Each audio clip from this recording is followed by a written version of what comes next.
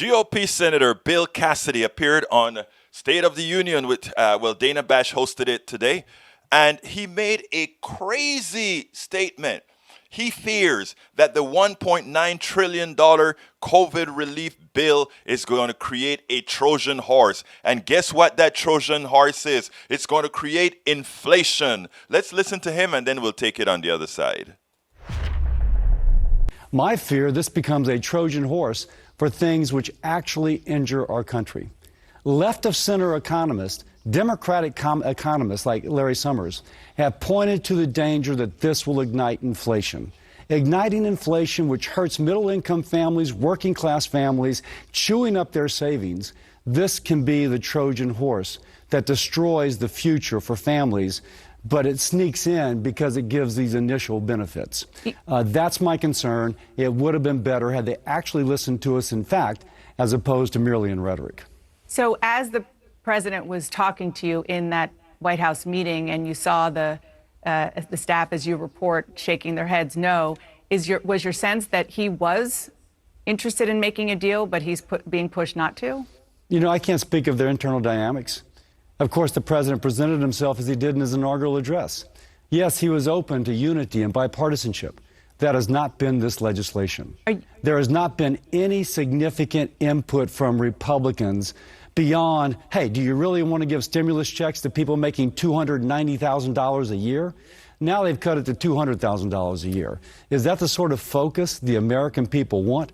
I think they would like a little bit more focus. So the president so far has been about rhetoric. Republicans remain willing and are working on issues that require bipartisan cooperation. We've done 5 on COVID relief package in the past. It could have happened here. They made a conscious decision not to include us. My question is, let's get some history here. Why would we want to listen to Republicans on economics? We had Reaganomics in the 1980s, which destroyed the economy. It gave us a sugar high, but it blew up our deficits, and thereafter our deficits started growing. We got and Bush number one started to mitigate that, but then came Clinton. He went ahead and increased taxes and had the necessary spending, and not one Republican House member voted for it. Not one voted for it, and guess what? They said it would have created inflation. It would have destroyed the economy. We had the largest economic expansion ever, even larger than that of the Reagan sugar high. Then, of course, we got Bush number 2 into power. After Bush came into power, he slashed taxes. He gave away the house to the wealthy. The economy again crashed in 2008. We got Senator Obama into the White House. Obama under pressure. He goes ahead and he gets a huge stimulus package, but again, with too many tax cuts as opposed to stimulating the economy. What did we get? We got a great recovery that went on for over 10 years,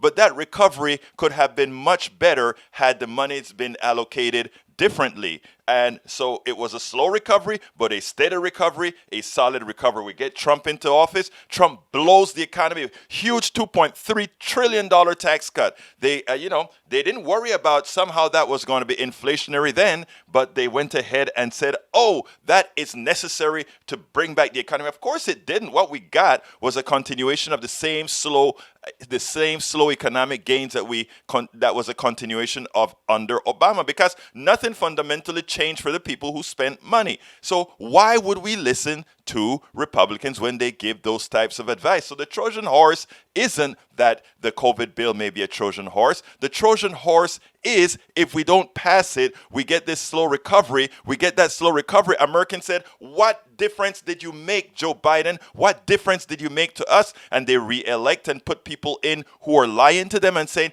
oh, we can make things better with less money. It doesn't work that way. The reality is you never listen to those who have constantly crashed our economy and think you're going to get something better. That's insanity, doing something the same way and expecting a different result. The one great thing that Joe Biden has done with this bill is he made it big, bold, and the money goes into the hands of the people who need it, as opposed to tax cut with the expectation that it's going to trickle down. Now let's have a 30-second thing on inflation. Inflation depends on there being a shortage of products, a shortage of services, a shortage of everything else. We have an oversupply of them all. We have people who want to work. We have work that needs to be done. We have factories that need to be built to create products for the people who need them. If there are more people chasing for products, chasing for things, and the availability isn't there.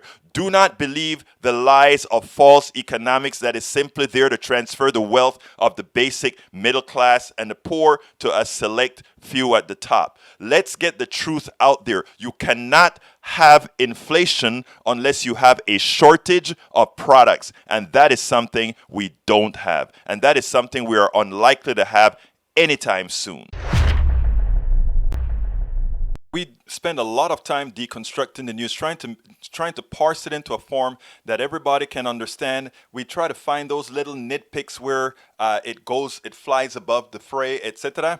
If you really like these videos that we do, I want to ask a big favor. Please go ahead, number one, subscribe to our channel, and number two, please join if you can. Thank you so kindly for watching. Keep watching. Please remember to share. We must populate the entire internet with our progressive message, a message that we know is what most Americans say that they want. So help us, please join.